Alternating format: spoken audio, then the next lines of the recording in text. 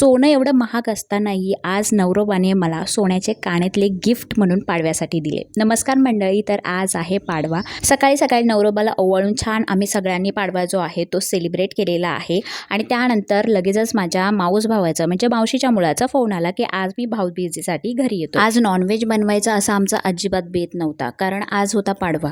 पण भाऊ येणार आहे भाऊबीजेसाठी, तर त्याला शाकाहारी कसं खायला घालणार. आणि आमच्याकडे छान बेत बनवतात भाऊ जर जेवायला येणार असेल तर.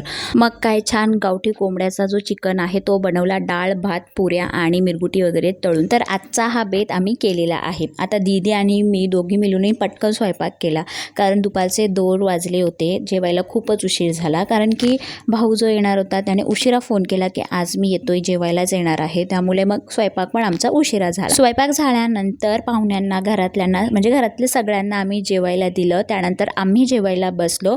जेवण वगैरे झाली आणि 4 वाजताच्या सुमारास माझा चुलत जो भाऊ आहे तो पण आला. तो तर अचानक आला, त्याने फोन वगैरे काही नव्हतं केलं आणि ते जेवायला नव्हते येणार, कारण माझी जी दुसरी चुलत बहीण आहे ना त्यांच्याकडे ते जेवायला गेलेले. सर्व कामं आटपल्यानंतर आम्ही दोन्ही भावांना ओवाळलं. आता तुम्ही म्हणाल की मला सख्खा भाऊ आहे की नाही, तर नाही, मला सख्खा भाऊ नाही आहे. आम्ही 5 जणी बहिणी आहोत.